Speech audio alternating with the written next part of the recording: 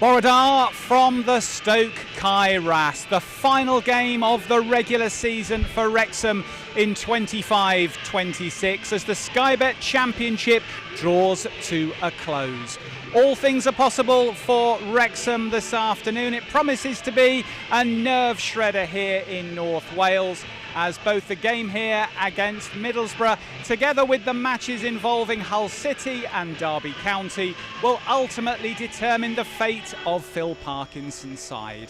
They start today's games in 6th place and with it in their hands to make it into the Sky Bet Championship playoffs. But Middlesbrough arrive in North Wales knowing that if they win and other results go their way, they could seal automatic promotion by finishing second. The stakes couldn't be much higher.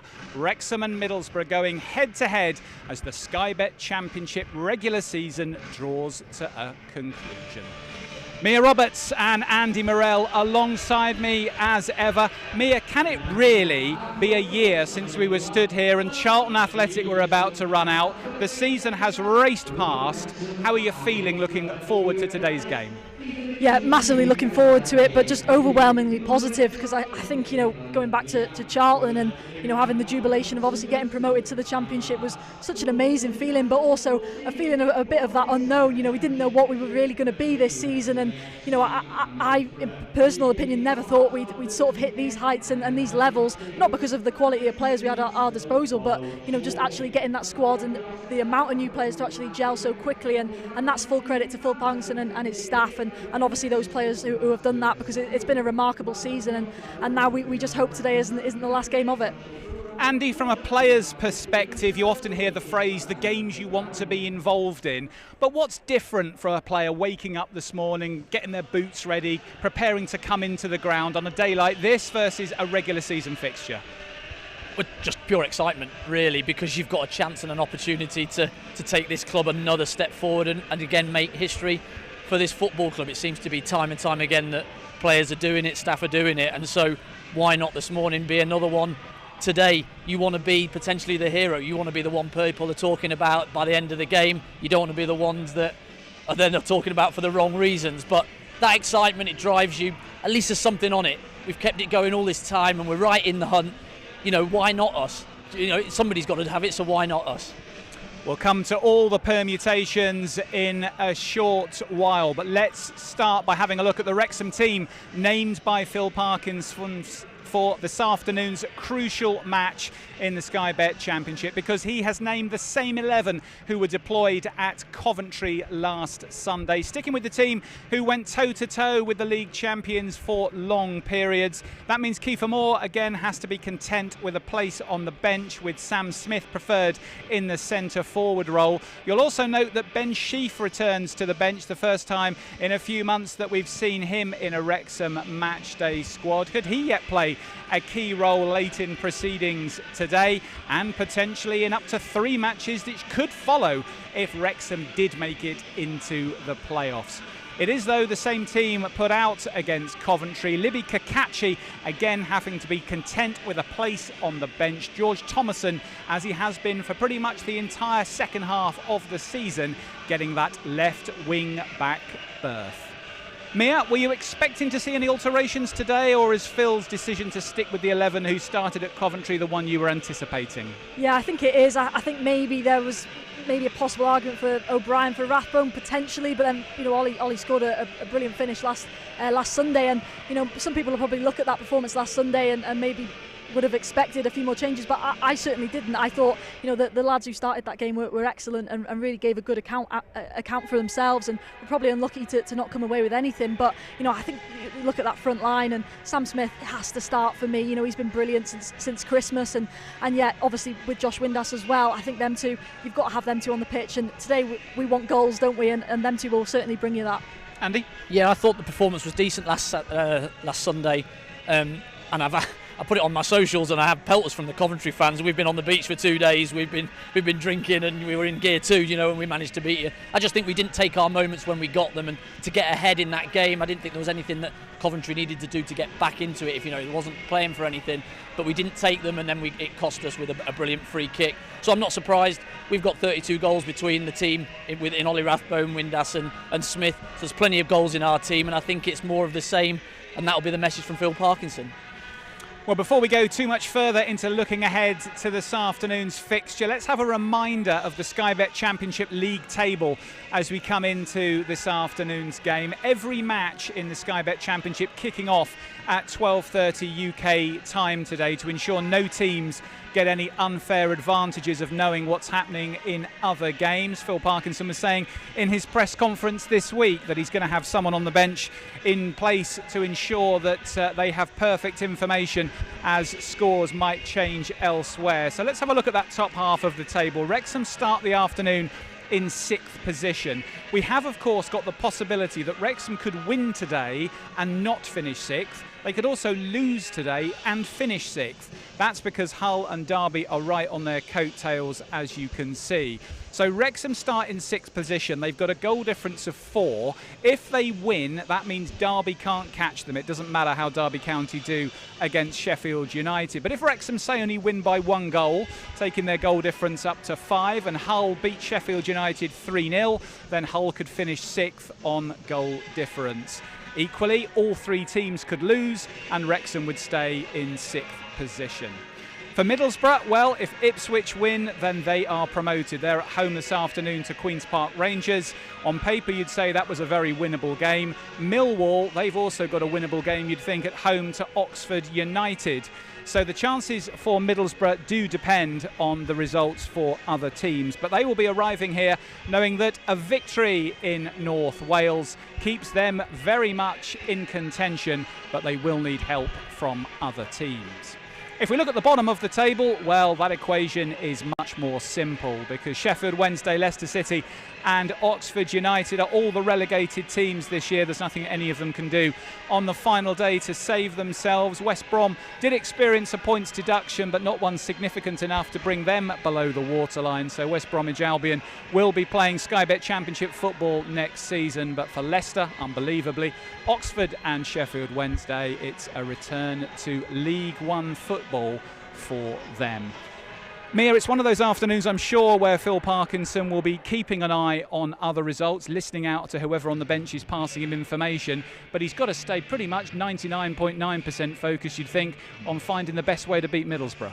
Yeah, absolutely. That I believe it's George Parkinson who's been given that role of keeping tabs on those other results. But the message won't be to focus on that at all. It'll just be trying to keep things as normal as they usually are, and just try and get that win, and keep it in our hands. That's all we can do. And you've just got to hope that if Wrexham do that, then results go our way, and hopefully that is enough. It's remarkable, isn't it, that it all comes down to so long, such a hard struggle through the winter and the dark night, that it comes to one game at home, and there's so many combinations and permutations. I don't know where rock paper scissors comes in to us on Teams meeting with Hull just after goals scored, I think. Yeah, but it's just so crazy how three teams can still get in. Middlesbrough still got a chance of second. Just so many things can happen today, and I'm sure it's going to be that roller coaster, and we're all going to feel it in here. Hopefully, let's get to the end of it on top. And just to Andy's point there, if two teams do finish level on points, then it's goal difference first. Then if that's identical, it's goals scored. And if that's identical, it's the outcome of the results between the two teams over the season. So if it's Wrexham and Hull, Hull will be above Wrexham because Hull had the better of both games, winning both of them. If it's Wrexham and Derby, then it will be Wrexham who will finish higher because Wrexham recorded a win and a draw against Derby County this season. I don't think it will come to that, but it might. So we will see as the afternoon unfolds.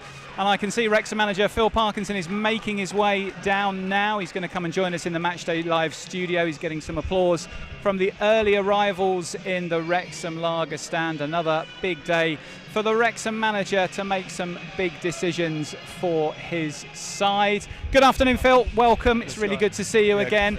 Thank you for joining us. An unchanged team from you this afternoon. Was that one that you deliberated along on? Yeah. Listen, there's players who are not started today who've got a good case that they should be. Listen, it's a tough call, but we've got a very good, strong team starting with a great bench to impact the game.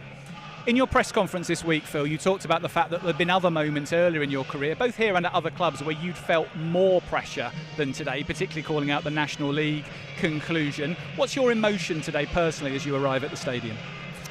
Yeah, I think we've got to seize the opportunity today, and it's not often in your careers you get in situations like this as a manager and as a player, and we've got to go all out to achieve it. By all out, it's been having a calmness about us to block other things going on around in terms of the potential of other results and concentrate on our performance level. And that's what we want to see today. We know how Middlesbrough are going to set up in terms of the teams, similar teams which played against Sheffield Wednesday when I was there a couple of weeks ago. So we know what they're all about, but we're looking for a really good performance. Everybody together, ready to make an impact today. Just to touch briefly on Middlesbrough, Phil, they won 5-1 in their previous match, but have made 4 changes today. How do you read that? Yeah, I think it was more the Sheffield Wednesday team looked like his go-to side after the Ipswich result, and then he freshened it up for the Watford game. So it's like he's reverted back to his team. He feels he's a stronger side. Now, I know your mum and dad watch quite a bit of Middlesbrough through the season. Have they been extra scouts you've been able to draw on as you built up for this one? Well, I took my dad to the Sheffield Wednesday game, so it's great to spend a bit of time with him. And they're all here today. I've got a massive contingent down from the northeast. Some of them with Borough shirts on, but I've made sure they're in the Borough end away from us. But good. Listen, it's great to have your family here, and myself and Steve, our families have supported us in all these big games, and we've got a real strength in numbers feel about the backing we've got today. Well, Phil, thanks for joining us. We wish you all the very best for the afternoon, and I hope you're able to enjoy it at least a little bit. I will do. Thank you. Wrexham manager Phil Parkinson joining us on Matchday Live. He names an unchanged team for Middlesbrough this afternoon as Wrexham try and force their way into 6th place in the table. Let's have a look at one of the key matchups today, because it's going to come in the middle of the park. 2 key players for their respective sides are Matty James and American Aidan Morris. And over the season, Matty James's influence has been really clear. He's been a player who Wrexham have missed when he's been out of the side. He's been back in recent weeks, and he's really impressed since he's returned to the side. But Morris is a player who is a USA international. He's been a key man for Middlesbrough this season since he arrived a couple of years ago from Columbus Crew. He'd be expecting to make it into the USA squad for the World Cup this summer. Two similar players who like to break up the play but also to assist from deep. Andy, if we start by having a look at Matty James, his absence when we had all those central midfielders out has been very keenly felt, but since he's returned there's been a marked improvement, I think, in the way that we've been able to dictate games from the middle of the park. Yeah, I just think he's so key to our structure and how we, without the ball especially, we regain it, and he's the pin that is around with Dobson's legs and O'Brien's legs and Rathbone's legs, all those players that are around him. He's the one that organises and dictates what's happening, and then even with the ball he's equally adept to just get on it. He plays forward passes, but he just keeps us ticking over, and I think we really missed him in that little period when he was with his broken toe. It was just so pivotal that we did miss him. And Morris in the middle for Middlesbrough, Mia, one of the players who stood out this season and with international quality as well. Yeah, he's got a wealth of quality behind him, and for a player who's still fairly young as well, that's a massive credit to himself. But I think that Middlesbrough midfield, they're very clever in the sense of him, McGree, who's back in contention today, back on the bench. They've got that burst of pace as well, which is so useful in this game because they're super intelligent players, and they've got that ability to drag the opposition in and then literally just burst out. And it might sound simple, but it is really intelligent, and that's what has caused so many teams this season so many problems. And they've been aided so much as well by Hellberg's tactical bit of class at times, because they've just shown so much, they've just had that difference, and that's really helped them, not necessarily over the last few weeks, but certainly at the start of and the middle of the season. And we'll look in a bit more detail at Kim Hellberg shortly when we compare him and Phil Parkinson in the dugout. But one player who Hellberg can't call on this afternoon is Hayden Hackney. He has been named as the EFL Championship Player of the Season this year. He's a player who scored the goal which Middlesbrough netted against Wrexham in the reverse fixture earlier in the season. The standout player in the Championship, who has already picked up under-21 Euros honours with England. And Mia, he is a player who Middlesbrough have really missed when he's not been available in recent weeks. Oh, 100%. I mean, you just know from the fact he's obviously won the Championship Player of the Year award that he's got certainly more than a bit. And yeah, he's got so much quality, not just technically, but like I said about Morris, he's very intelligent, got that bit of pace as well. He just looks like that sort of complete midfielder, and he can do pretty much anything on the ball. And that shows you why there's, for the last few years really, there's been interest from above. But he's stuck with Middlesbrough, and so unlucky to pick up that calf injury going in towards the end of the season. I think they're hoping that he will be fit for playoffs, but been a massive miss. I think he's missed 7 games. Middlesbrough have only won 2 of them. That really demonstrates how much they've missed him. I know they've had other big player injuries in that time as well, but he's absolutely the biggest. And yeah, gutted really, because he's such a good player. You want to see him play.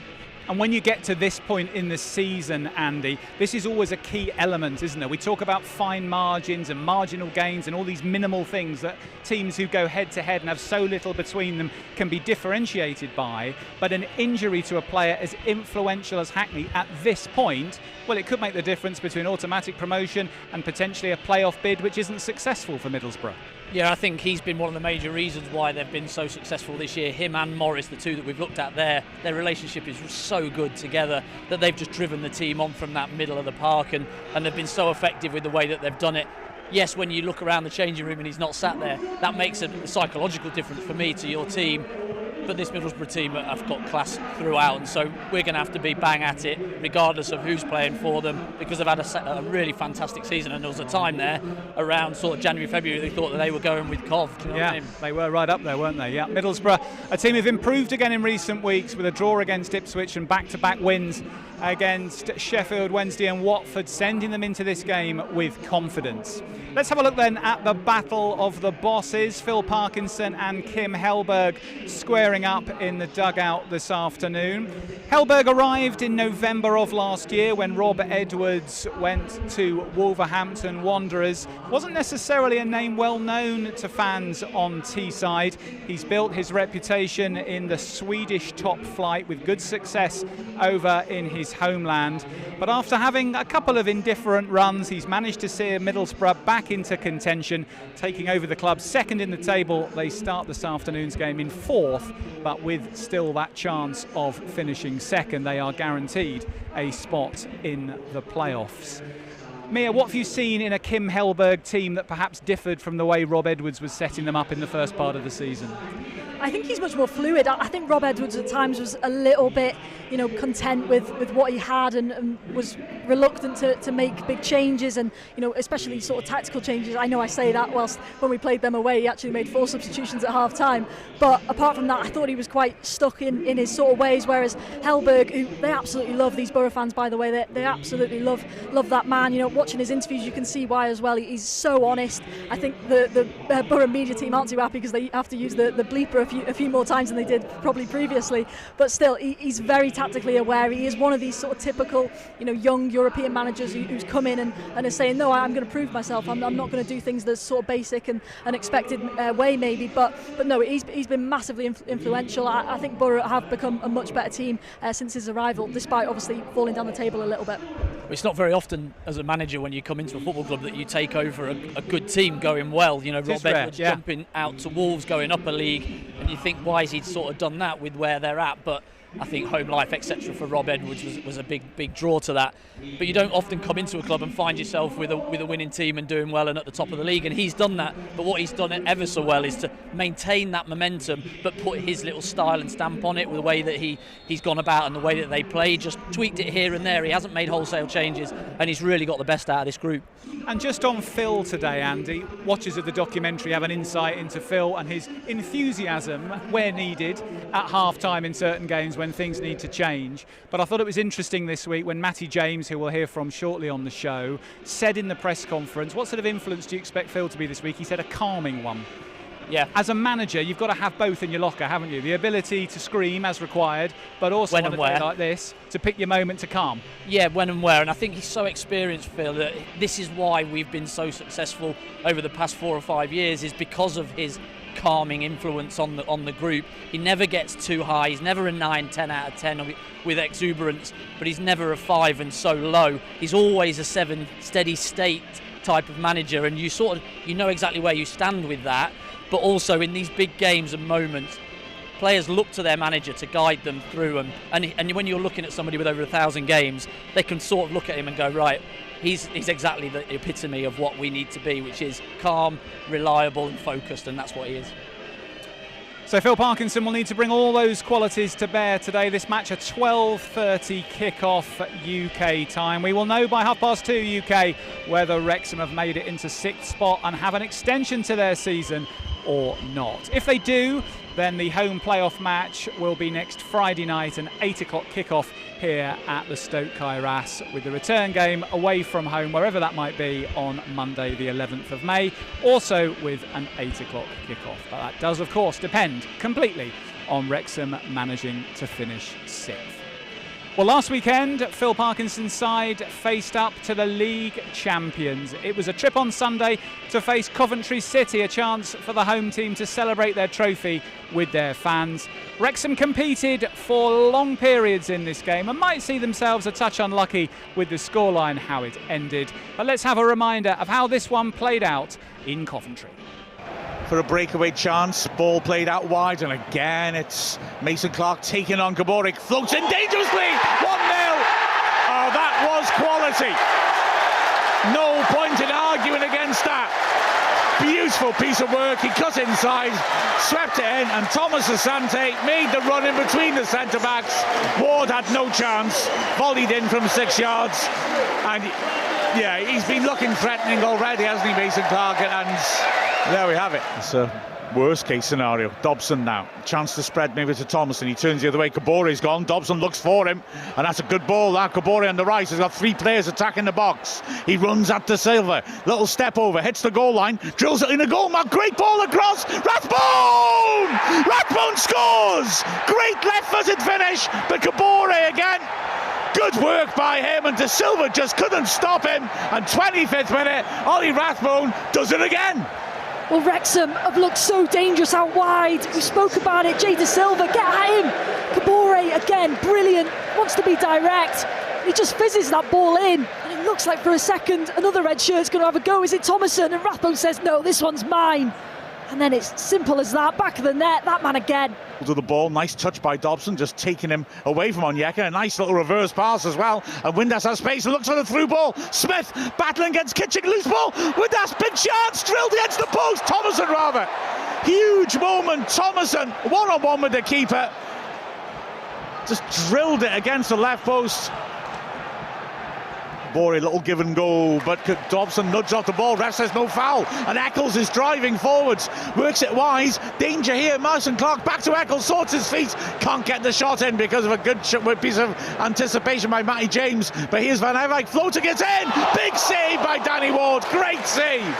The header from Hadji Wright, perfectly directed into the bottom left right corner. And he spreads it to the left-hand side. First time ball inside by De Silva. Picks out Onyeka, who wasn't what he was aiming for. But it's great one-touch passing till they win a free kick on the edge of the area in a shooting position. That was lovely build-up play till in the end Mason Clark was clipped. Jogs up, right-footed over the wall. Oh, it's in! What a goal! Ward got a hand on it and just couldn't get enough on it to push it over the bar. But it's a great strike. His starting position took into account that he thought it was going that way, but it was so well struck. He still couldn't get enough on it, and well, that's cruel on Wrexham, but now we've got to try and fight back.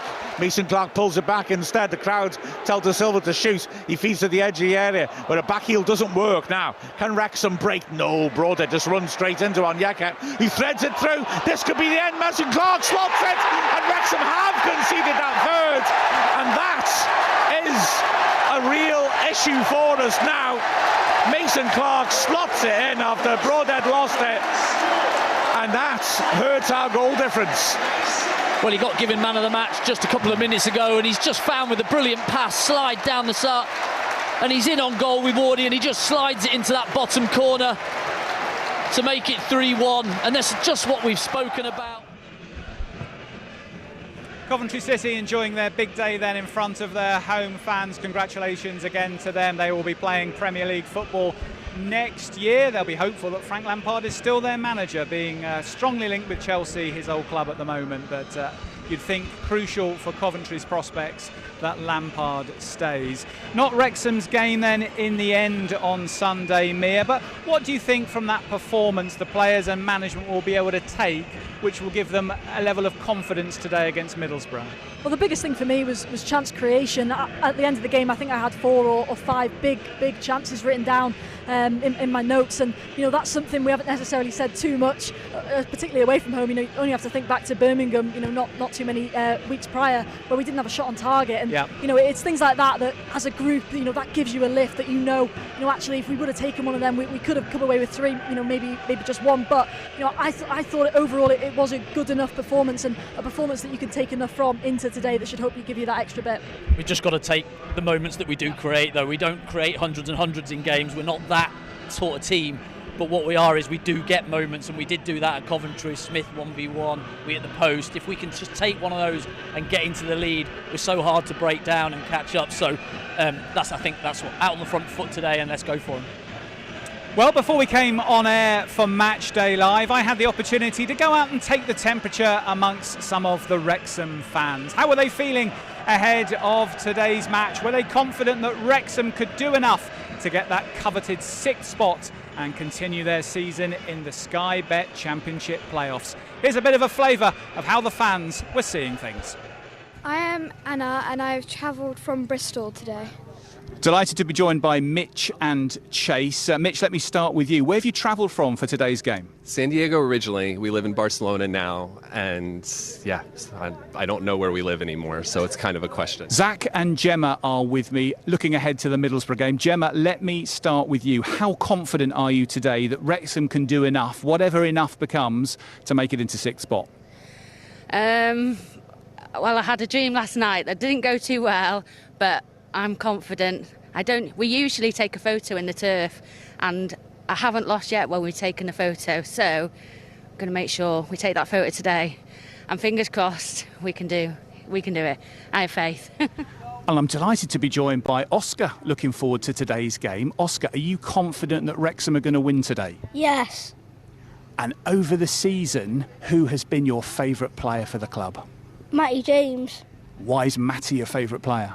Because I had his boots last season. Millie, fantastic to see you. How confident are you today that Wrexham are going to do it? I'm actually very confident today for some reason. Look, normally I might not be, but I am today. I reckon we can do it. 2-1. 2-1. And what's making you confident today, Millie? I don't know, the lads like atmosphere. I reckon we're going to bring it today, and that gets them motivated. 2-1. I'm sticking with that. How do you think the game might go against Middlesbrough today? I think it might be 2-1. 2-1. And who are going to be the key players, do you think, for Wrexham today, Anna? I think Issa Kabore and Kiefer Moore, and probably Danny Ward. He'll make a couple of saves. Are you confident of victory today? Absolutely. I've written the script already, so I'm very sure of it. Here's hoping we can follow it. And Chase, how are you seeing the game today? What will be your score prediction and what's your assessment of Middlesbrough as opponents? I think Wrexham is probably going to win by 1 or 2, but they're going to win, no question. I think we both have stakes to play for, because if Middlesbrough wins, then they immediately go in, but we go to the playoffs. So I think they have bigger stakes to play for, but we're going to win anyway. Do you think that if you think Wrexham are going to win, what do you think the score might be? 2-0, hopefully. And the prospect of the Premier League, Millie, and Wrexham being at the very top table, what are your thoughts about that? It's mad. Manchester United, City coming here. It's a fairy tale story, I guess. Zach, it's one of those weird situations, isn't it, where a win might not be enough and a defeat might be enough. So how do you think the players can best go at this mentally? Well, the players have really got to be up for the game, you know. It's probably the biggest game in the history of Wrexham FC. Premiership next year, who knows, fingers crossed, but hopefully today the game goes as planned.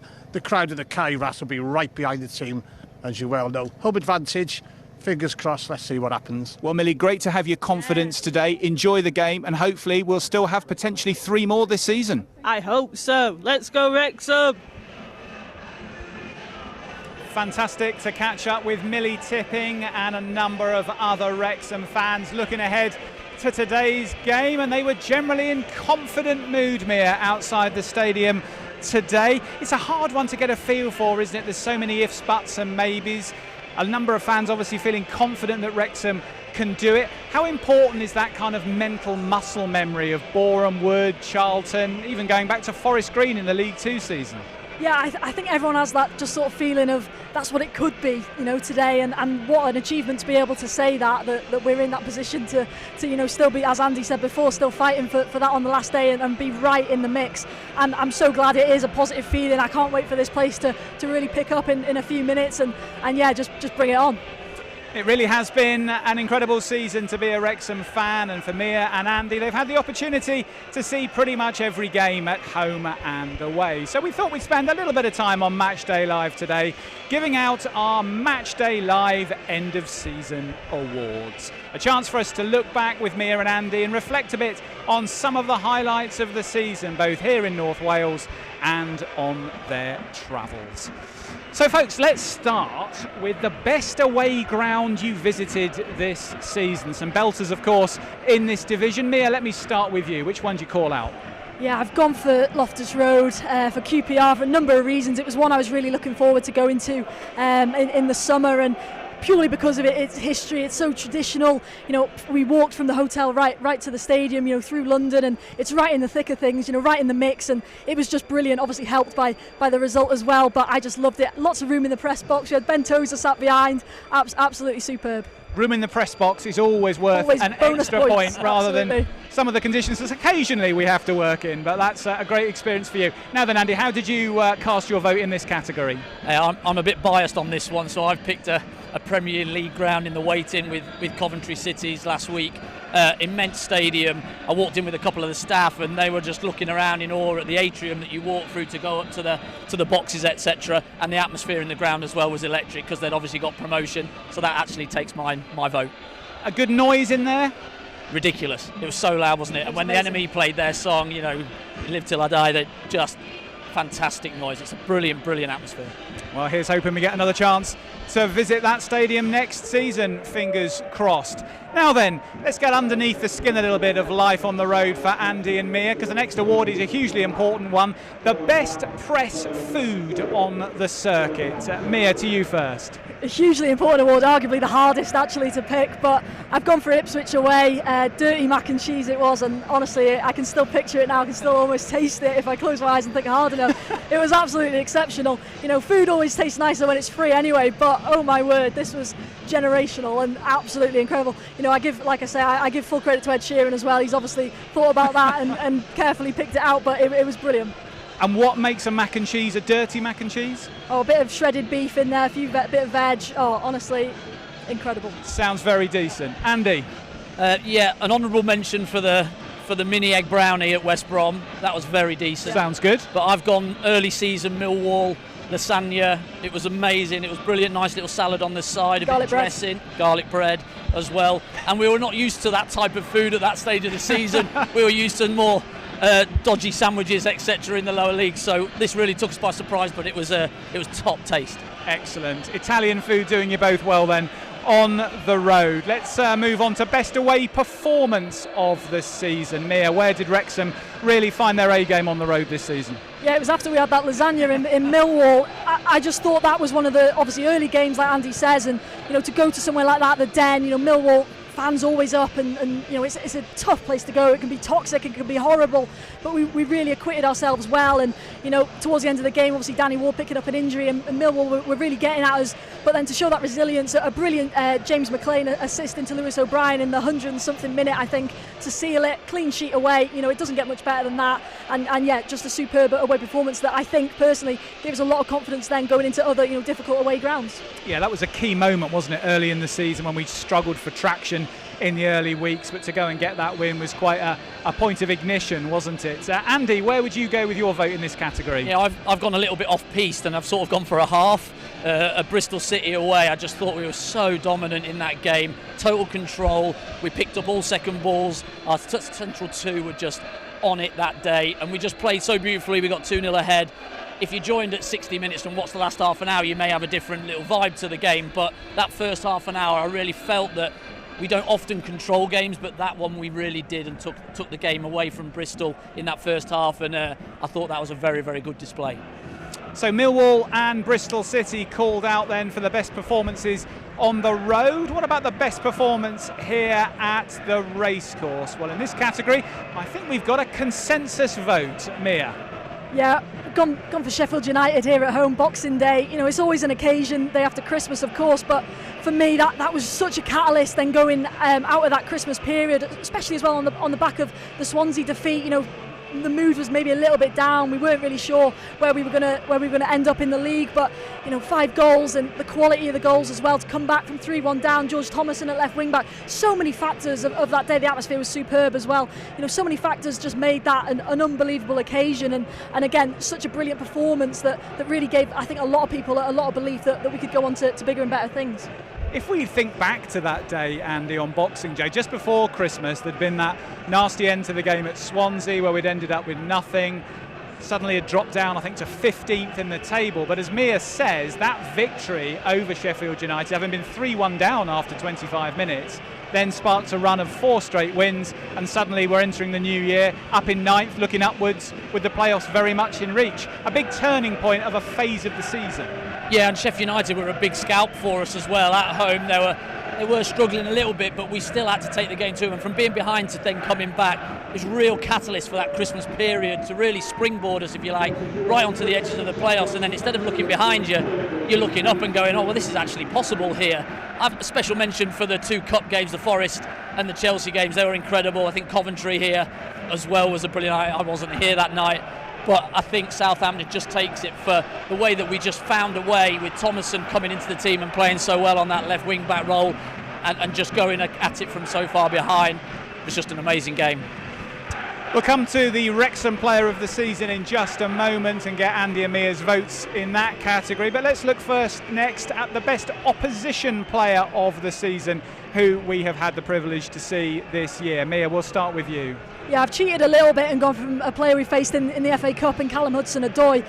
I just thought the moment he came off the bench that I felt like we were in massive trouble, because he's just a player of such a high level, always rated so highly at Chelsea as a youngster. Had a really nasty injury with the Achilles, which probably set him back a few years, but his clinicality, his technique in the box. You can see from the quality of his goals, he was just ridiculous, and he just shows that gulf, in quality, in that step up from a top championship player to a top Premiership player. Andy, who have you gone for? Yeah, I've gone for Javan Makama from Norwich City. He came on against us down there. We won the game, but he scored late on, and he had a chance as well to take a point for them down there as well. And he was a bit of a handful then, but when we came up here, he's athletic, he's strong, he's got a great build, he's got a good finish, and he was flying at that time. And I just felt that if there's a player out there that I'd quite like to bring here, somebody like that fits our bill so much. Bit of pace about him, good athleticism, really strong hold-up play, but also can run the channels and score goals as well. I thought he was excellent. He looks a real prospect, doesn't he? Do you think he's got Premier League quality potentially? Yeah, I think he'll possibly need another couple of seasons at it, to that regularity and that confidence throughout, but he's certainly got all the attributes to be a really top player. And Mia, seeing as you've picked a player that we faced in the FA Cup from the Premier League, we'll give you another ticket in the raffle. Best Championship player you've seen this season? Yeah, I've gone for Shea Charles from Southampton. Played in both the games against us, and I thought was excellent in both. Obviously, you could name a number of those Southampton players for the turnaround they've had since Tonder Eckert's come in. But for me, at such a young age, you can tell he, obviously came through Man City's academy. You can tell he's got that bit of technique, that bit of almost experience, even though he is still relatively young. Obviously, was on loan at Sheffield Wednesday, and for me, he just looks an absolute player and very exciting. One to watch for sure. If possibly Southampton get into the Premiership next year. Yeah, Charles with a hand in a number of the Southampton goals that night, including the one you saw from Finn Azaz, another player to keep an eye on. Let's have a look then at Wrexham Player of the Season. Callum Doyle made it into the EFL Championship Team of the Season, but does he get the vote of Mia or Andy? Mia, to you first. I've gone with pure output, and I've gone with the cool, calm and collected man that is Josh Windass. I just think you can't deny those stats really. 15 goals, 7 assists, for a man who's only started 27 games, 9th most played minutes in the squad. It shows that when he's given his opportunity, he takes his opportunity, and particularly towards the latter ends to this season, he's come up with such big moments, such big goals, and created such big goals that I just don't think you can deny him that. I think he's second most goal contributions for a midfielder in the league. That's only behind Sorba Thomas. He's ahead of someone like Finn Azaz. You look at that quality, I think 5th overall. That's only with strikers ahead of him. He's just been exceptional, a great return, and yeah, what a season, and hopefully he's not done quite yet. Andy, who gets your vote? Yeah, very difficult to argue against Josh Windass, but I've gone for somebody that got dropped in after about 5 games when we were really struggling at the back. Being a striker, I don't really like picking defenders out either, but but Dom Hyam gets it for me. Just the standards he's set, the quality that he's been so consistent throughout the season. I think he made a huge difference to our defence when he did get dropped in, and I think there's other circumstances around why we concede so many goals after having Sheaf and James taken out of our central midfield. But he's been so good in there for me, helping Max, helping Callum either side of him, talking them through games, but also body on the line and setting standards on that pitch. I think he takes it for me. Dom Hyam starts today at right centre-back alongside Dan Scarr and Callum Doyle in a 3-man Wrexham back line. OK, let's move to our penultimate award now, the Wrexham Goal of the Season. Mia. Yeah, I've gone for an Ollie Rathbone one, and it might not be the one you're thinking of first and foremost. It's away at Blackburn, just for pure quality and technique. The ball's coming from such a height, such a difficult one to actually keep down and make sure you just hit the target more than anything, because if you get that strike right, if you hit the target, it's more often than not going to beat the goalkeeper. But I just thought it was an exceptional goal that deserves as many watchbacks and plaudits as it can possibly receive. Andy? Somebody say technique. Well, no, I didn't go for Josh Windass, but I've gone for Matty James away at Derby. Just a crucial time in the game as well.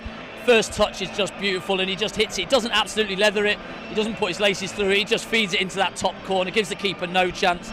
And for me, it's just a beautiful, beautiful goal.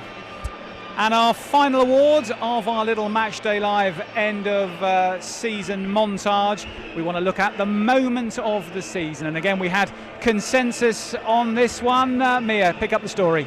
Yeah, there's been a number, but we've gone for that last 5 minutes away at QPR at Loftus Road, because it was just pure pandemonium, not only obviously on the pitch but also in the press box. It was such an enjoyable moment, and yet again it's that belief that never leave a Wrexham game early. These boys, they don't say die, and they give it absolutely anything, and again the quality of the goals as well. They're not just little tap-ins. It wasn't like QPR had given up.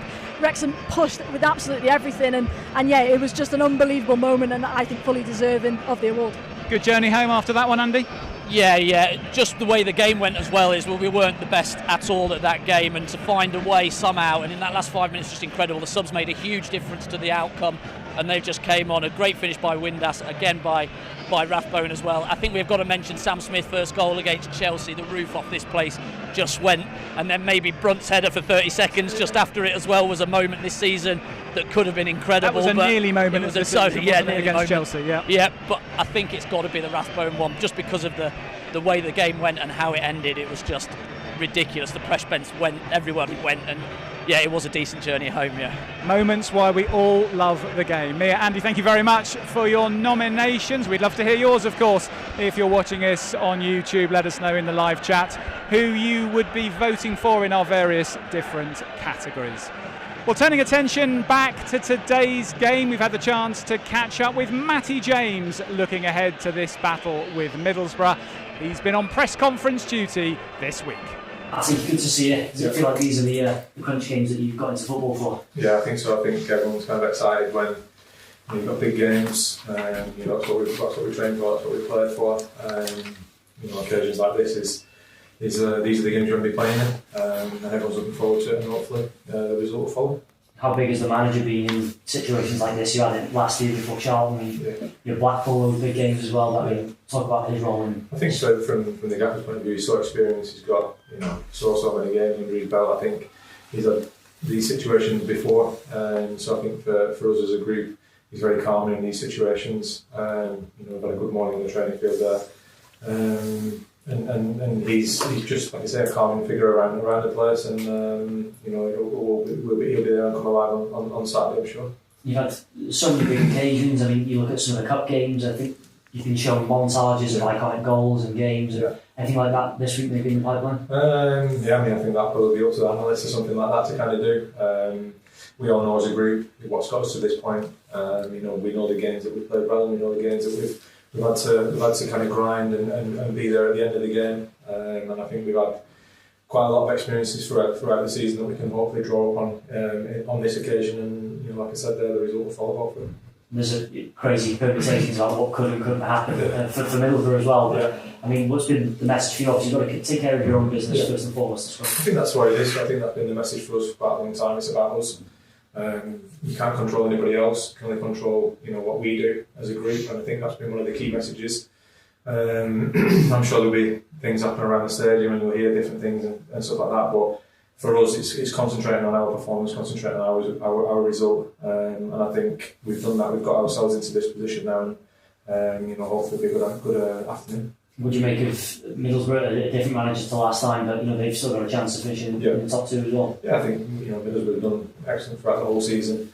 They've got some very, very good players, and credit to them to be at this point in the season. But I think for us, home game, it's the key thing is our performance, and make sure we make it very, very difficult for them on Saturday. Wrexham central midfielder Matty James giving his thoughts ahead of this afternoon's battle with Middlesbrough. Just 5 minutes or so until kick-off today. James has been coping well since he returned to the side, having to use Josh Windass's boots on occasion because he can no longer fit into his size 9s with the toe problem which he's playing through. He's got it down to a 9.5 now, but not quite yet back into his trusty boots of his own. Thanks to Josh, though, for helping him out. Don't forget, today you can be part of proceedings by appearing on our fan wall, either here in the stadium at the Stoke Kairas or on the holding slate which we have up during the periods of play on Matchday Live. You'll see the QR code is on screen now, so please scan that on your device. Let us know where you're watching from and post your selfie telling us where you are. Well, I can hear behind me the familiar tune that everybody knows. Wrexham are coming out to take on Middlesbrough with men of Harlech accompanying them. Can they do it today? We don't know yet if a win, a draw or even a defeat will be enough for promotion. All Wrexham can try and do is win this game against 4th place Middlesbrough and hope Hull don't better their result by 2 goals. It's going to be a nerve-shredding afternoon, no doubt. Many fingernails being bitten down to the quick. Everybody will be keeping across what's happening in the Hull game, what's happening in the Derby game, but above all else, what is happening here at the racecourse. Middlesbrough arrive with plenty of motivation. They can still finish second with a win and with results going to their favour elsewhere. They are going to be a serious test for Phil Parkinson's side, who've already recorded the highest finished in the club's history. They can't finish any lower than 8th in the Championship. But can they finish 6th? Can they get themselves into the playoffs and extend their season by another few weeks? Well, we'll have more answers to those questions potentially at half-time, so please rejoin us on YouTube then, where we'll also hear from Wrexham and Middlesbrough legend of yesteryear, Billy Ashcroft, who is here at the game today. Enjoy the first half, however you're following the action. We look forward to talking to you again in around about 50 minutes' time. Hold on tight. Bye for now.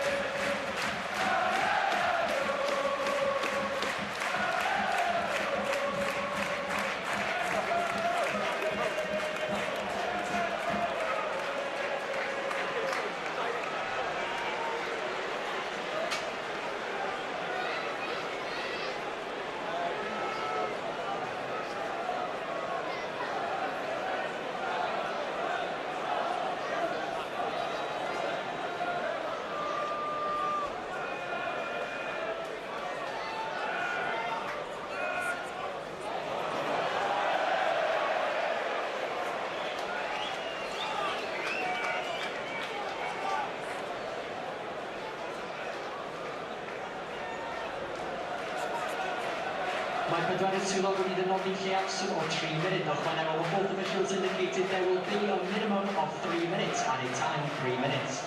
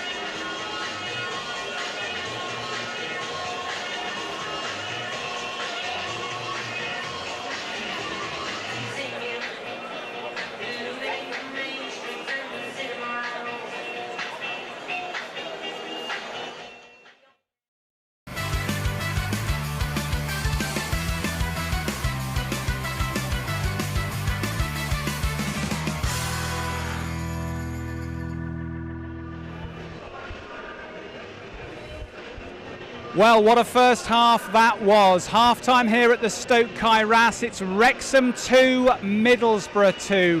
An absolute roller coaster of a first half, end-to-end play, exciting from first minute to last. Wrexham fighting back from being a goal down to leading 2-1, but the intervention of David Strelec just before half time means the teams go into the interval all square. Wrexham made a purposeful start for the first 3 or 4 minutes, getting forward well, but it was the visitors who broke the deadlock. Tommy Conway turning the ball home in the 4th minute from a Callum Britton cross, rather silencing the racecourse for a while. But Wrexham started to fight their way back into the game with some good play in and around the 18-yard box of Sol Bryn without really testing the visiting keeper.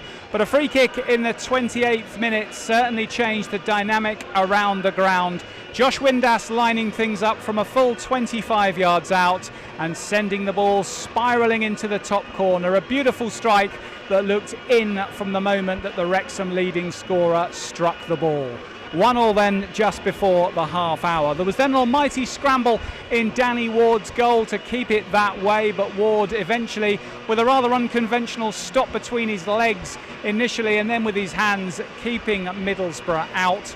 5 minutes then before the interval, Isa Kabore got away down the right for Wrexham, whipped in an excellent cross at speed and was met with a blinding header from Sam Smith, which flew into the top corner. Bryn again with no chance, and Smith celebrating with another karate kick, just like he did against Charlton this time last year, kicking the corner flag over as Georgia, our broadcast assistant, and I stood there just a couple of yards from the Wrexham striker. It looked that way that Wrexham would take the lead into half time, but Strelec managed to turn home a cross from Matt Targett. That leaves us level at the interval with all to play for. It's Wrexham 2, Middlesbrough 2. We'll have a look in a minute at how that leaves things more widely when we look at other scores from the division. But first, I've got to get the thoughts of Mia and Andy. Andy, what did you make of that opening 45?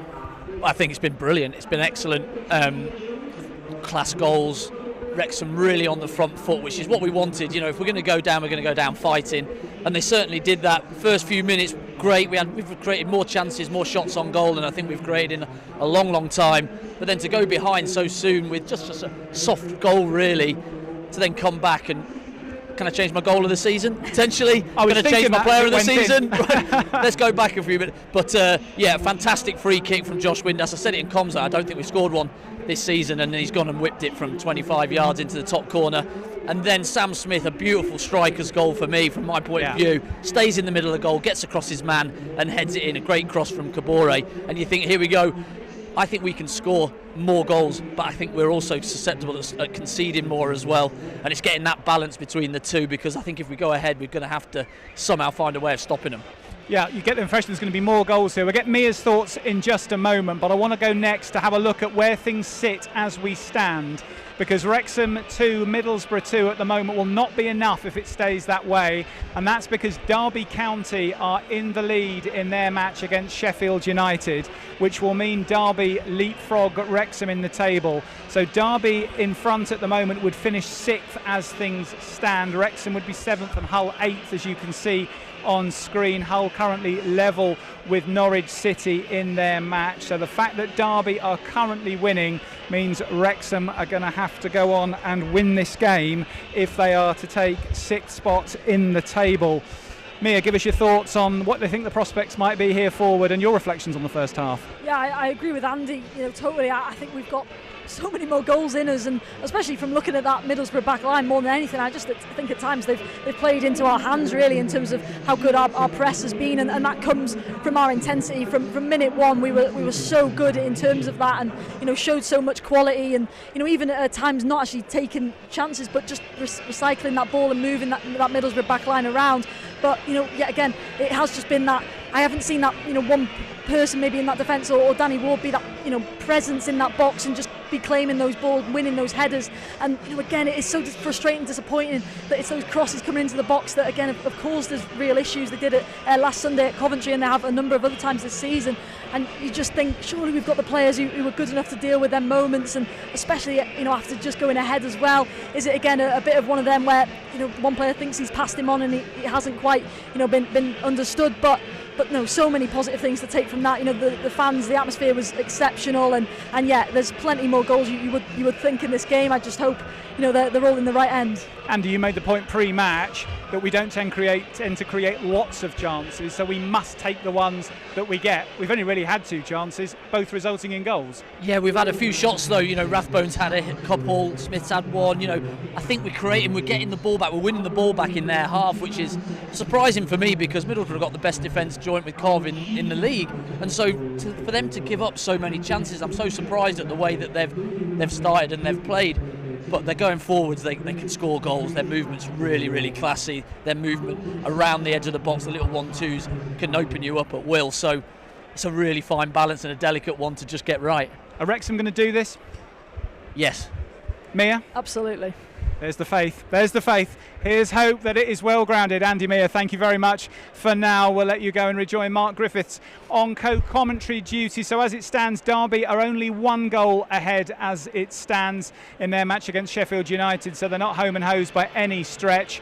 Norwich, by the read of things, are having the better of the game at Hull, at least so far. So some hope there. But Wrexham clearly will need to go on and win this game if Derby County continue to lead against Sheffield United and ultimately are victorious in that match at Pride Park. We will know all those answers in around about an hour's time. But before we wrap for half-time here on Matchday Live, we had the chance before the match to catch up with a player who took on legendary status at both Wrexham and Middlesbrough. In the early 1970s, Billy Ashcroft was a number 9 who the fans adored here before he followed manager John Neal up to the northeast. And prior to the match today, I had the chance to catch up with Billy, who's here with us. Billy, fantastic to see you again back here at Wrexham. It's almost 56 years since you made your debut for the club as an 18-year-old. Just tell us a little bit about your memories of putting on that red shirt for the first time. Oh, it was absolutely unbelievable. I was playing for Blackpool at the time on schoolboy forms, and I went to Liverpool, a place in Liverpool where they were training for Wrexham. I went there, and the following Saturday, I played here against Rab and St Mary's and never looked back. I mean, what a club to come to. It's fantastic. And the manager was John Neal, he looked after me like he was my dad. So, yeah, fantastic memories. That period of the early 70s, Billy, was a really good time for the club, wasn't it? Because there were European adventures, there was an FA Cup quarter-final in there as well. Just talk to us about a couple of the memories that really stand out for you in that period playing under John Neal. Yeah, I mean, every year we were knocking on the door for promotion, but we never quite made it. Fortunately, they sold me, and they got promotion when I left, so I feel part of it. But I think when I did leave, the money they got for me, they bought Di Davis and Dixie. So it actually worked out for them. But I've got nothing but fantastic memories.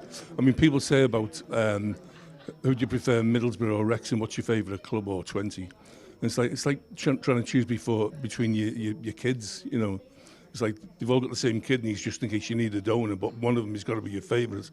And everything I did here was my first. Passed my driving test, maybe debut, scored my first goal. So this is, it's in my heart, Wrexham. And you scored 95 goals for the club in over 250 appearances. But as you touched on there, Billy, at the end of the near miss for promotion in 1977, your time at Wrexham was up and you followed John Neal to Middlesbrough, a £120,000 transfer, after you'd netted 20 times in that 76-77 season alongside Graham Whittle. We'll come to Middlesbrough in just a second, but just talk to us about that 76-77 season, because it was a really painful near miss at the end.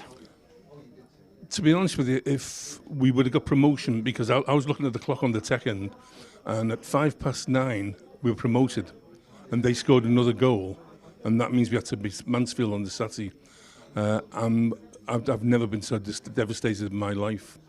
And I think had we have got promotion, John would have stayed and I would have stayed, and then whatever would have happened after that. But it was just, John said, he couldn't stay. He'd gone as far as he could. He needed like fresh eyes, which is Arvin. And he said to me, he said, I want to take you with me. And that was always my ambition, to play in the Premier or the First Division. So once he phoned me up and said, you know, I'm going to bring you to Middlesbrough. Well, first thing I did, I looked on the map where Middlesbrough was. And then it was just like, it was a no-brainer. Yeah, I'm going to sign. And what was the experience like of living in Middlesbrough and of playing for the club, Billy? Oh, it's just like being in Liverpool. I mean, the Middlesbrough people are proper, like, pretty much like Scousers. They've got a heart of gold. It's a rough place, you know, if you get in the wrong areas. But that's the same in Liverpool. But the people have got a heart of gold, and they took to me straight away because I was honest. I mean, the first 2 weeks I was there, I did a presentation every single night. And whereas other places would charge for it, I was like, no, you can't. It's for charity, you know what I mean? You can't take money. So they all sort of took to me as if to say, you know, you're one of us now. So yeah, I had 4 fantastic years there. The last year I wasn't too happy with. And now as you look at this afternoon's game, Billy, Wrexham and Middlesbrough both with high hopes. Today, Wrexham are finishing 6th, Middlesbrough potentially of finishing 2nd and getting automatic promotion. How are you seeing this game today? Well, I'm hoping Wrexham win, to be honest with you, because, I mean, Middlesbrough should stay where they are. They'll get that playoff spot. And if Wrexham get that next playoff spot, I mean, it's just going to be a dream come true playing in the playoffs, when we would have settled for being above the relegation at the start of the season. But it's a fairy tale, to be honest with you. And to be a part of it a long time ago, of that sort of progression the club's made, you know, it's just a fantastic feeling. And we could yet see Wrexham v Middlesbrough in the Championship playoff final. It would surely be termed the Billy Ashcroft final. I don't know about that, but it'd be great. I mean, to be honest with you, I don't really go to many games now because my knees are knackered, but I think I'd make that one. Yeah, it'd be a brilliant day out. Well, Billy, fantastic to see you again. Enjoy the game today, and here's hoping we might see you again in a few weeks at Wembley Stadium. You never know. Fingers crossed. Thank you very much. Former Wrexham and Middlesbrough striker Billy Ashcroft giving me his thoughts before the game today. As we said, it could yet be a Wrexham-Middlesbrough playoff final. Who knows? The players just returning for the second half. Reminder of how things stand. Derby County currently a goal up against Sheffield United. Will finish 6th if it stays that way. Wrexham all square here. 2-2 with Middlesbrough. Hull level with Norwich 1-1. Wrexham have it in their hands still in this second half. If they win this game, Derby cannot catch them, and Hull must win by at least 1, potentially 2 goals more. How will it all finish? We'll be back here to pick over the bones of whatever the outcome in about 50 minutes' time. We look forward to your company then. Hold on tight.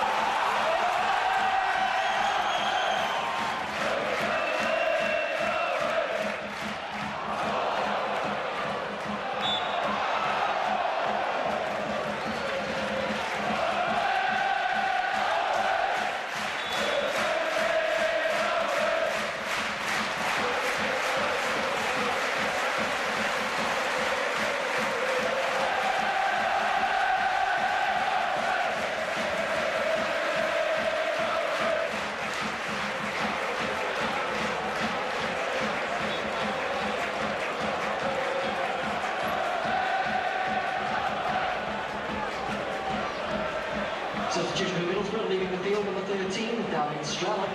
He was replaced by 45, Jeremy Sarmiento.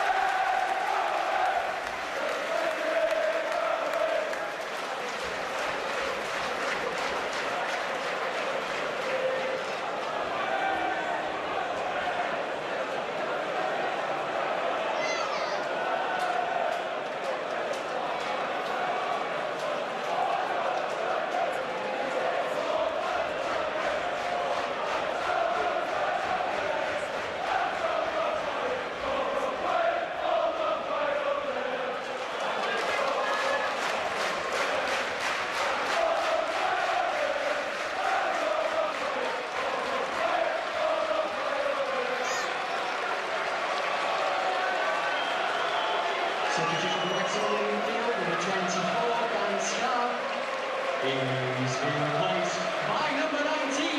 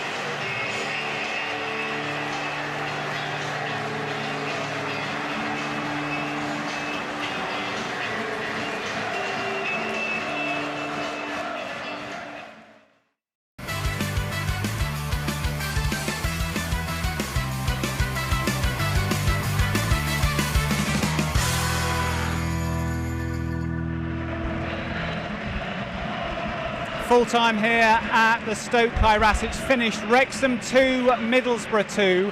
As I speak, that doesn't mean that Wrexham make the playoffs. They will be outside of the top 6, but we're still playing injury time in the matches affecting Hull and Derby County.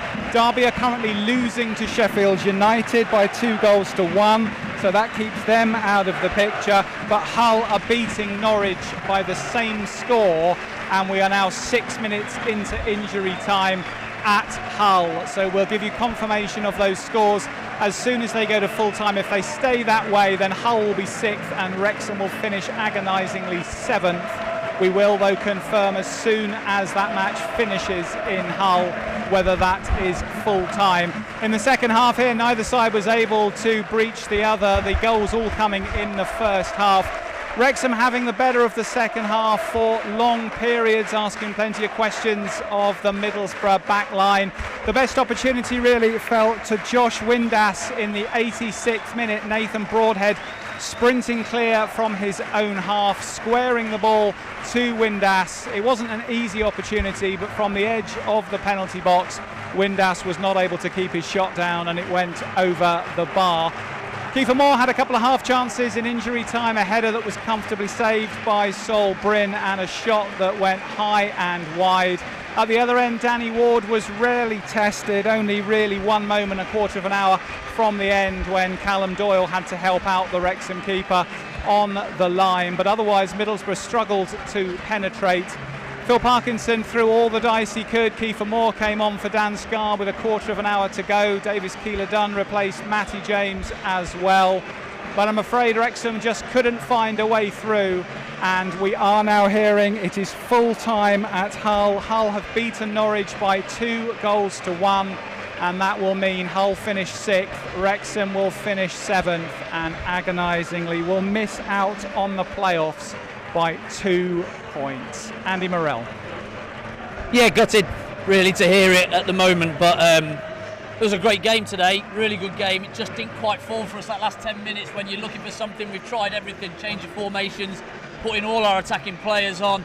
Just in that box, it didn't quite fall for us. Middlesbrough defending for their lives has showed why they've not conceded many goals this season, and we just couldn't find that moment. Josh Windass was probably the one that you'd expect, and you wouldn't want it to fall to anybody else on the pitch, but it just gets under it a little bit and it goes over the bar.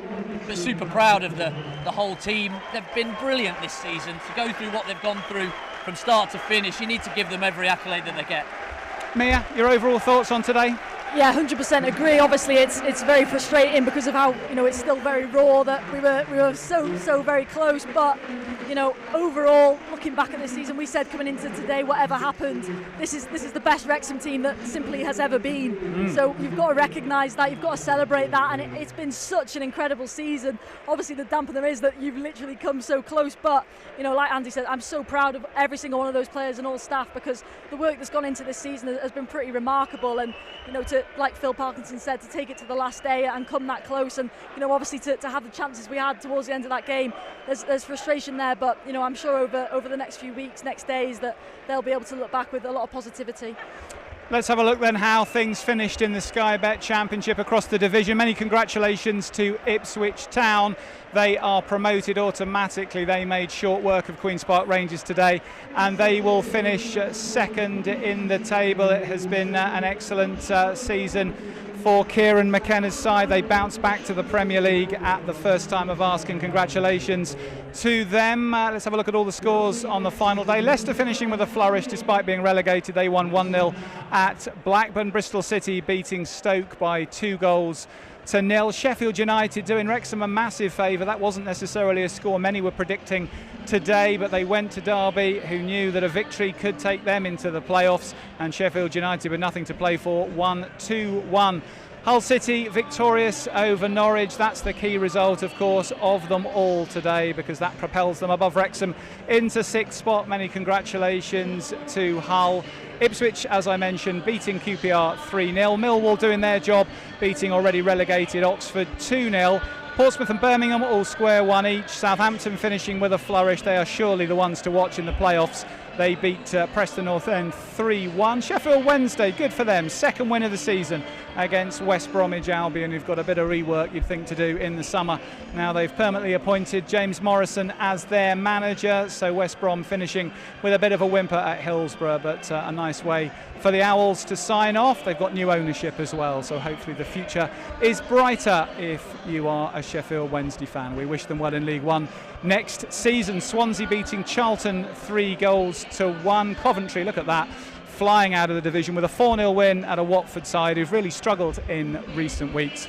And we know the score here, all square between Wrexham and Middlesbrough. Windass and Smith for the home side, Conway and Strelec for the visitors. So there it is, Wrexham finishing in 7th spot, identical goal difference to Hull, but 2 points behind them. One more goal for Wrexham at the death here would have propelled them in the playoffs, but it's all ifs, buts and maybes over a 46-game season. In the end, Wrexham finishing 7th, Hull taking that last playoff spot. So it'll be Hull against Millwall and Middlesbrough against Southampton. One of those 4 sides will join Ipswich and Coventry in the Premier League next year. For Wrexham, it will be a return to the Sky Bet Championship, having finished in 7th position, the best position in the club's history, significantly better than any of the 4 years that the club spent in this division in the late 70s, when 15th was the highest position that they finished. 7th place then for Wrexham, a terrific season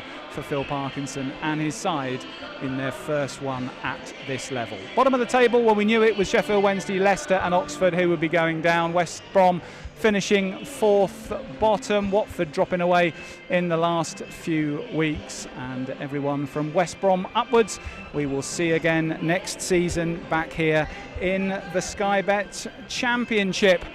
Mia, your reflections on that final table and how it all played out? Yeah, listen, I think focusing in on us first and foremost, just when you look at those teams below us, you know, some of the sizes, Phil Parkinson touched on it, I think on his press conference before this game, you know, about how these teams have such great infrastructures already in place in terms of championship quality, championship infrastructures, championship level academies, you know, championship, every single thing that goes underneath a football club.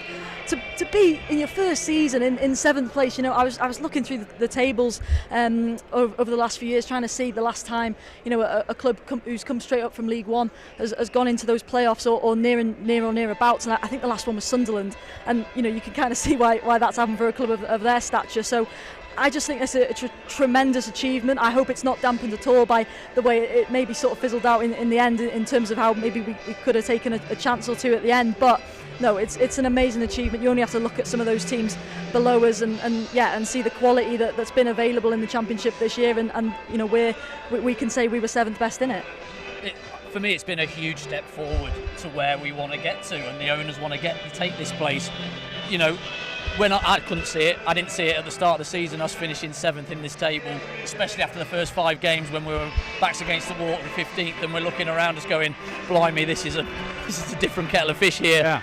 But to somehow get the group together, to then find a way of going from 15th to 9th and be around it, and then pushing and pushing and pushing. A couple of injuries have really hampered us in the season, but most teams could probably say that as well.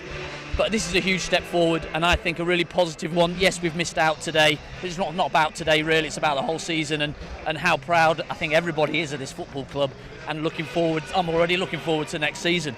Absolutely agree, and I guess, Mia, to come back to your point about established clubs, if you look at Middlesbrough, I think of the last 17 seasons they've spent 16 in the Championship and 1 in the Premier League. So that is a heck of a long time to build an infrastructure, a playing squad, an off-the-field entity, the stadium and all those things. So to go toe-to-toe with them today and to become within, you know, one shot effectively of going up and joining them in the playoffs just shows how far Wrexham have travelled, but also the fact that the magnitude of the clubs they're up against has been years in the making. Yeah, and you know, we're not just saying that as a club who were League One last year. We're saying that as a club who were National League, you know, 4 years ago or so. And you know that you've got to have that perspective. I'm not here for all the no, but we could have done it, we should have done it, because no, you've got to see the bigger picture on days like today, and just celebrate the fact we did come that close, and look back, and because if you're going to pick apart maybe the last 10 minutes or so, you can go back across the whole season and say maybe a 1-1 could have been a 2-1, and it's irrelevant, isn't it? It doesn't matter. So for me, I like seeing the images now of players getting to see their families and just enjoy the last few moments on this pitch. And listen, they'll be gutted, of course they will, but I don't think they could have given much more across this season. I think they've been excellent. As Mia says, the players taking a lap of appreciation, are probably getting a sense of that from our pictures. The families of the players are all here. Good chance for them to celebrate a terrific season's work. As we've been saying, the best season in Wrexham's 162-year history. First time into the 4th round of the League Cup since 1978. FA Cup 5th round. Best ever position in the league, let alone the women winning the Adran Premier and the Adran Trophy, the women's under-19s winning their league, and the youth team making more progress in the FA Youth Cup than they have ever achieved. That, alongside great progress on the building of the new COP, means that all is very well set for the club's next phase of evolution and development next season. Before that, of course, we've also got the fun of the UEFA Under-19 Euros being held here. 3 Wales matches, the semi-final and the final in late June and early July. And we'll have a look shortly at where Wrexham are headed in the summer as well. Let's have a little look, though, at the stats today as we draw a line underneath Wrexham against Middlesbrough and have a look at both the attacking and defensive stats of the final game of the season. Possession pretty equal, 48 against 52%. Wrexham with more shots, 20 over the game, and 8 of those on target, so a decent return in that respect. Just the 2 clear-cut chances, both of which were taken. Wrexham with 6 corners to 3. Let's have a look at the defensive readout. Certainly defences struggled to deal with the attacking lines in the first half, much more in control in the second. Middlesbrough having to make more clearances over the match, 38-25, and edging the aerial duels by 56% to 44. I can see that Phil Parkinson is making his way down to chat to us, so we will get Phil's reflections in just a moment as he applauds the fans here in the Wrexham Lager stand for all they have contributed over the season. Many of the supporters here staying around for a few minutes to offer their appreciation for everything that the club have achieved, both on and off the field, but particularly in the first team. And you can see Phil on screen there just catching up with a couple of people. Hopefully we'll get a chance to catch up with him in just a moment's time. Got a bit of an audience, haven't we? We have, haven't we? We've never had so many people in and around the Matchday Live studio, but it's nice to see everybody, and there's a really positive atmosphere despite the outcome. Here comes Phil in to join us. Phil. Oh dear, sorry. Really good to see you. Thanks very much for coming to join us. Just sum up how you're feeling. Yeah, I'm choked. So close yet so far. I think on the day we gave a lot, didn't we? Going to go down early. The response was outstanding. I think the second goal was a really, really poor one for us to concede. And then second half, obviously the game became incredibly open. And we've had moments to have got ourselves in the playoffs, but it wasn't to be. But I don't think we could have done a lot more in terms of the effort of the lads today and the performance level against a really good side. You mentioned your frustration at the second goal conceded. Do you think there was an element there that, having just scored that excellent goal, there was a temporary switch off perhaps? Well, it looks like it. I mean, listen, I mean, it's more the overall season I want to talk about. But, sure. Of course, the goals, are soft, because I felt at 2-1 we had Middlesbrough where we wanted them, really. We were in the ascendancy. We were getting some great areas. The second goal was an outstanding bit of play. And you could see that the second goal just flattened us out a bit. Second half we responded. We've had a couple of key moments to have gone and got the third goal, but it wasn't to be. terrific goals scored as well. Let's just touch on them before we look more widely at the season, Phil. A wonderful free kick from Josh Windass and a terrific header from Sam Smith. Yeah, the free kick was just as good as you likely see at any level of football, and Izza's cross and the Smudger's header. I mean, that is Sam Smith to a T, really. His movement in the box is brilliant. If you watch that goal as the play's developing, and he's waiting, and he gets across the defender, and it's a brilliant goal. Just a quick word on Josh. 17 goals for the season. You must be delighted that you brought him in the summer. Yeah, no, exactly. Listen, the division is a moments division where you have to have those moments in your team to do well. And you know, Josh has produced so many of those, and especially in this closing part of the season when it mattered most, he really has come up to the table for us. Looking back over the season then, Phil, what are your reflections? Yeah, I think more or less what we've been speaking about in the press.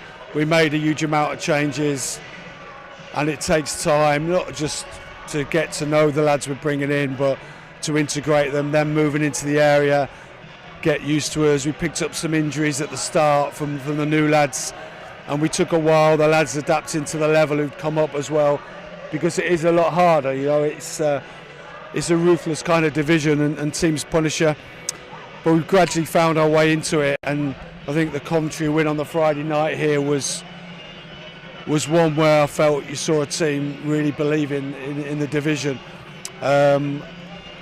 I think the injuries after January to Sheafy and Matty derailed us to a certain degree, and I felt at the time if we could stay in touching distance until we got those two back, we just couldn't quite get Shifo back quick enough. We'd have a great chance. After the Birmingham game, people might have expected the season could have petered out, but we've fought again and we've gone right to the wire, and I can't ask any more of the lads. And to finish 7th this season, Phil, in your first season at this level, it must give you huge heart to potentially be able to go one better next season. Yeah, well, definitely. I think we've got some good players, and I think we've shown that. We've shown we can compete.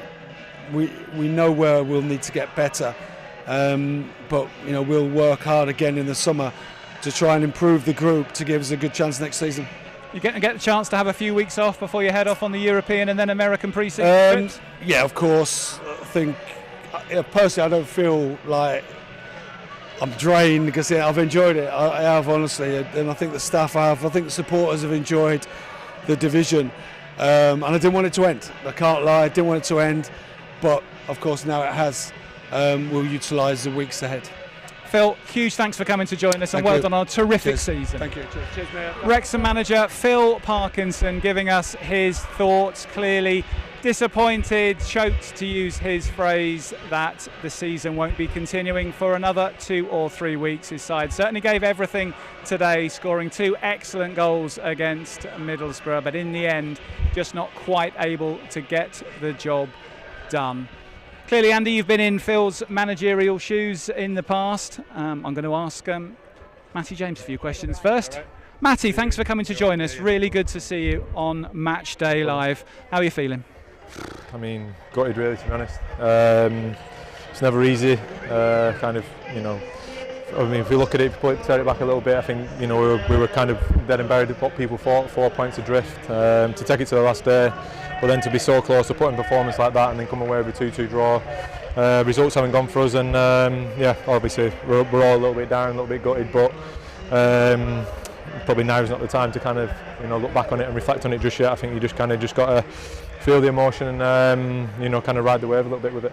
And I totally appreciate, Matty, that emotions are still raw at the moment, so soon after full time. Just give us a little bit of a perspective of what sort of a game it felt like to play in today. I think they kind of scored probably a little bit against the run of play. We set off really well, and then I thought we dominated the game for most parts. If you want to be really critical, probably 2 poor goals to concede, but then we've had chances to win it at the end there. It was a great game to play in. The fans were right with us, right behind us, and I just think we probably just fell a little bit short there. Obviously, just trying to get that final goal. And Matty, just moving on to yourself more a bit individually, obviously you picked up that injury. I've been playing in too big by all accounts. It's all right, it's sore now, but like, I mean, these are the games that you want to play in. These are the games that you want to be part of, and I think if without taking the emotions, the club to be involved in a game like this at the end of a 46-game championship season, it's incredible. But I think for us as a group, we knew that if we did get in the playoffs, that we had a right good chance, and it just wasn't to be. And I think it's now, we'll look back on it in time, and we'll get ready and go again. And personally for you, you came and signed for the club a couple of years back. I see you every game before the game on your phone before the game. You have a superstition, right? It's just more like I did nearly retire from football. And I just remember the first time I went back out to play after post-COVID. I kind of just rang my dad and rang my kids, and from that moment then I've just kind of never taken it for granted. Right? I got into the habit, and it was just more like it's just something to talk about, something to chat about, and there's bigger things than football going on in the world. There's bigger things than football. At this moment in time, it hurts. Yes. Everyone's a little bit gutted, but I have a little bit of perspective sometimes, and I've got 3 beautiful children there, and I've got to be thankful for that. Got to become a dad again pretty much straight away when they come running up to you. But I think for me, it's not so much a superstition. It's more just something that I enjoy doing because I came so close to losing something that I love. And like I said, I've said it numerous times, I'm very, very thankful to the football club. Got so much gratitude for the chance that they gave me. But this is why you came, right? This is why I came, that's what I mean, get out of the league. I think I said it in the press conference a couple of days ago. I said that there's not many clubs that you can play for with an ambition like this. For me, I've been quite lucky when I first joined Leicester. Leicester, extremely ambitious football club, and you saw what they went on to do. It's gone a little bit wrong, a little bit wrong now. But I think from my perspective now with this football club, I think it's very, very similar, and to have the highest finish that the club's ever had. At the moment, if you ask any of the boys, probably not thinking about that right now, thinking just a little bit that we could have. But I think there's going to be a time for reflection, and I'm sure that there'll be another rebuild again, and I'm sure that we'll be ready to go again next season. Well, personally, I think you've been excellent this season. You've done so well. I think we missed you when you've been injured. I appreciate that. Thank you. Coming back in, you've helped the team just about nearly get over that line. I mean, go again, right? Yeah, I was gutted when I got my injury, and like I say, people kind of look at it a broken big toe, but in the elite kind of football world, it's a tough one to kind of play with. Be careful where I step. Yeah, it's just more for me now. It's I want to carry on playing. Obviously, I want to try and help the club move to the next level, and I've enjoyed every single minute of this season. Like I say, it's a big thank you from me again. And Matty, as one of the ones who was obviously here last season, with a number of boys coming in, obviously in the summer, I think 13 it was in total, and then obviously a few more in Jan. Has that sort of attitude shifted at all from what it was last season, or is there still sort of, obviously you say that ambition has continued, but has anything changed? No, I don't think anything's changed. I just think that the level of competition obviously has gone up. You see how difficult the championship is. I think we've competed in a high percentage of the games. To be there last game of the season, I think is a credit to everybody. Do we wish we picked up more points in certain games? I think so, yeah. But probably that, like I said, it's not time for that specific look into now.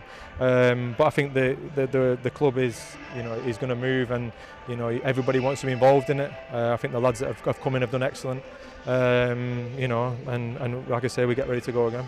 Well, Matty, huge thanks for coming to see us post-match today. Hope the toe mends properly over the summer when you've got a few weeks off. Be ready. And I hope you're looking forward to going to America for a bit of pre-season fun with Liverpool and Sunderland. And goes back to what I just said there. Then I think there's not many championship teams that are going to be going doing that. So another great opportunity, another great kind of pre-season to set us up hopefully for a really, really good season next year. Brilliant. Matty, thanks so much again. All the best. Enjoy a few weeks off. Nice one. Take care of yourself.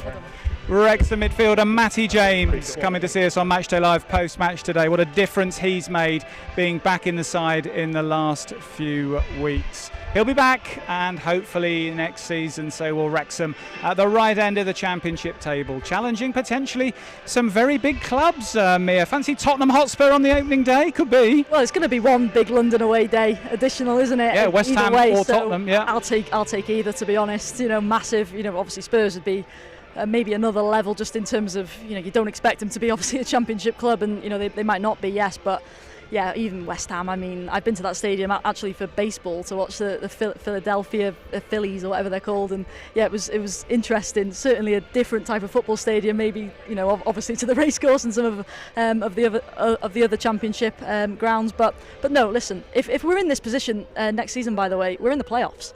Do you know what I mean? Because obviously it's changing. So yeah, 8 teams next year. Exactly. Of course. So yeah. obviously I don't want to be 7th. I want to be above that. But that's the reality. And you know, this team's good enough. Let's prove that as it is. But like Phil sort of alluded to, I think it will be added to in the summer as well.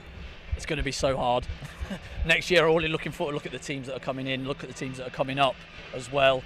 Other teams that are in this league are going to be better. Your Sheffield United, your West Broms, you would expect them to be. But I think we're going to be so much better for having this year in it. Yeah. I've absolutely loved the league. I think it's been fantastic. Terrific. That VAR stuff in the Premier League, we'll leave that to them. I'll have to wait for them to get rid of that. Because the emotion and the place, you've seen it with today, even with the goals when we scored the goals, just the place is just bouncing. And if we can keep that and have that every time we play here at home, we've got a chance of winning some football matches. Yes, we'll add to it. There'll be people that will have to move out from the door, and Phil Parkes is saying he's going to have a little he's got a job on his hands now, because this obviously been talked about in the staff about who's going to be staying, who we're looking at for next year, who we're keeping. But it's such a tough time to make these decisions and stuff. So I'm sure he'll take a couple of days, reflect on what has happened, and really look forward to pushing this team on again and having another go at it. Let's have a reminder of where Wrexham are headed on their pre-season travels in a couple of months' time, because it's a very enticing looking set of fixtures. Is it Aberystwyth? That Aberystwyth couldn't quite be fitted in, nor could the friendly with Gresford Athletic, which I often remember going to myself not that long ago. Wisla Krakow on the 11th of July kicks things off, a trip to Poland. That should be quite a good trip, I would imagine. I think that'll be a lot of fun over there against Wisla Krakow, one of Polish football's most established sides. Then Manchester United in the Helsinki Olympic Stadium a week later. That will be quite the test and quite the occasion up in Finland. And then after that American tour. Leeds United in Florida, Liverpool in New York, and Sunderland in Philadelphia, light in weight. So a series of matches in that programme, which will certainly test Wrexham in the summer as they look to integrate, no doubt, some new signings and get ready for the opening of the new season, which will begin with the Carabao Cup first round on a Saturday, which is the first time I've seen that on the weekend of the 9th of August. I think it's perhaps to allow some players an extra week of recovery post the World Cup. Of course. So we then get underway a week later in the Sky Bet Championship, and we do it all over again. Folks, we're there. It's finished, done with. 46 What are we going to do on a Saturday now? What are we going to do? I don't know. I'll be giving you a ring, Andy. I won't know what I'm doing. Yeah. So we'll have a game of virtual Subutio or something. I don't know.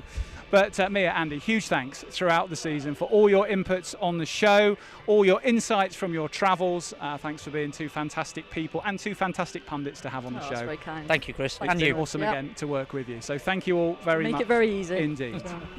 It's all good fun. It's all good fun. And a big thanks to the whole team who work on Match Day Live. Here on the studio today, we've got Kieran and Tyler on the cameras, Ryan as well. Jazz has been directing with Ellie and Harry alongside in the gallery. Colin there as well. We're going to have a chance in a moment to thank all the people who've been involved on this show across the season. It might take a village to raise a child.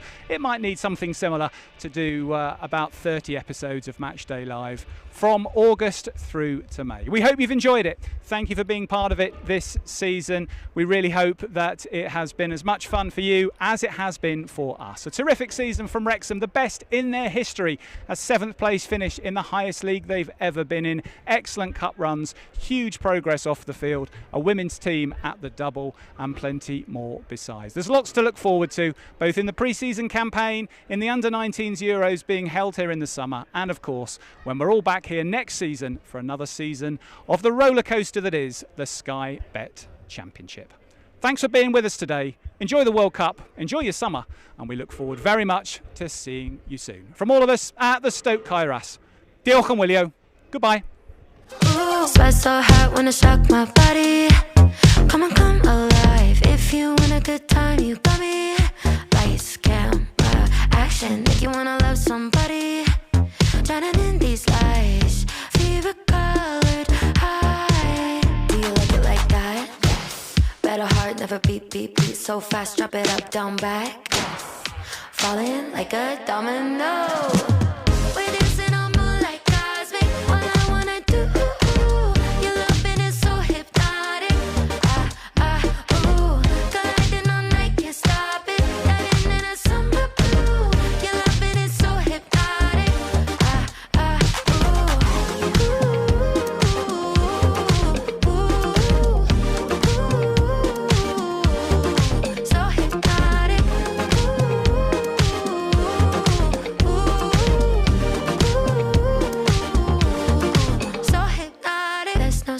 having one too many of a drink like you. If you want a good time, come get me. This beat is heaven. If we wanna toss a penny in a fountain, I wish for no goodbye. Do you like it like that? Yes. Better heart, never beat, beat, beat so fast. Drop it up, down, back. Yes.